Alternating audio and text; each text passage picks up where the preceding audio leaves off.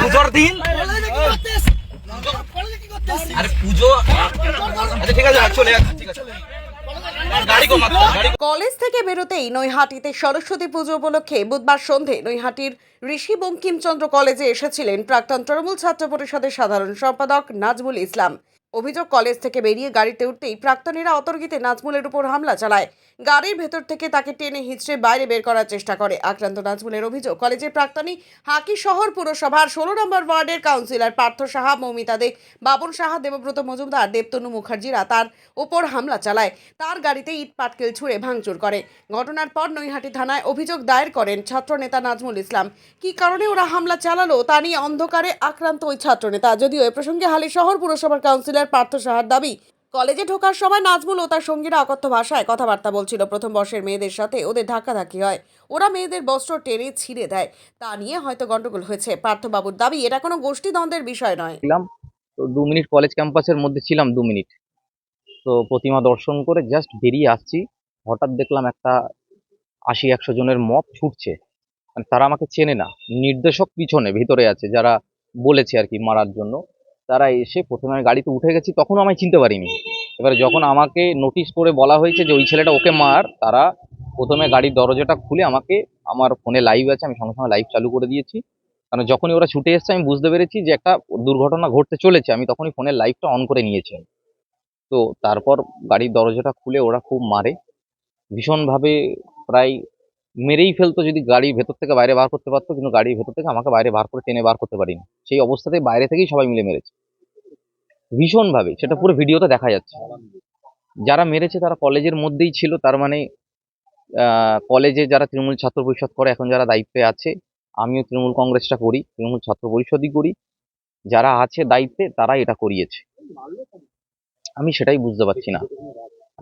না, ব্যক্তিগত তো তাদের সাথে আমি, যারা মেরেছে ইভেন তাদের ব্যক্তিগত আমি চিনিই না, তাদেরকে আমি জানিও না তাদেরকে। পার্থ সাহা ছিল কলেজে।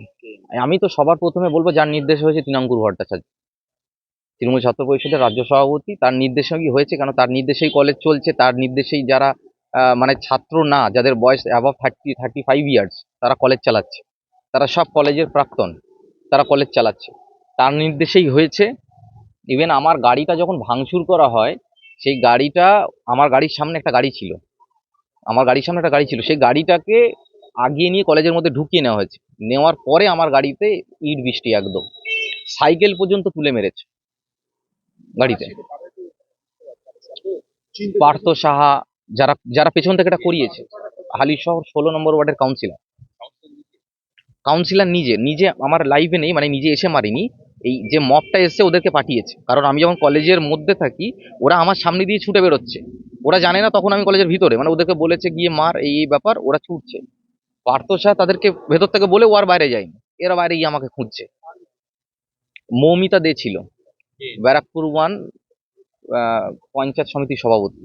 আচ্ছা, তারপর বাবন সাহা, যাকে এখন মনে হয় কলেজে দায়িত্ব দিয়ে রেখেছে, দেবতনু মুখার্জি, আকাশ জয়সওয়াল, মিঠুন ছিল, শেখ বাশারুল ইসলাম, আমডাঙ্গায় বাড়ি।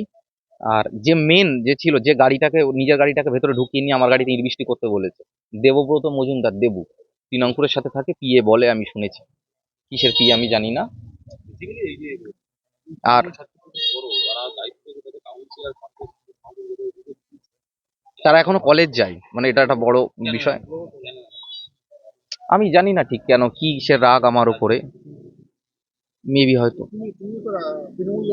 তৃণমূল দলটাই করি, তৃণমূল দলটাই প্রথম থেকেই করি, এখনো করছি। ইভেন যারা আজকে মারলো তারা কতটা তৃণমূল করেছে আমার সন্দেহ আছে। 19 সালে তার মধ্যে হাফ বিজেপি করেছে, আমি বলতে বাধ্য হচ্ছি। 19 সালে তাদের মধ্যে হাফ বিজেপি করতো, পরে মনে হয় তৃণমূল কংগ্রেসে এসছে, তারা আজকে গায়ে হাত দিল। জানিয়েছি, ব্যবস্থা নেবে। আমি নৈহাটির বিধায়ক মাননীয় পার্থ ভৌমিককে জানিয়েছি, বলেছেন আমি দেখছি ব্যাপারটা, আমি বাড়িতে নেই বলে আমি বাড়িতে যাই, দেখছি। আমি মেডিকেল করে হসপিটাল থেকে এখন থানায় এসেছি, থানায় এফআইআর করছি।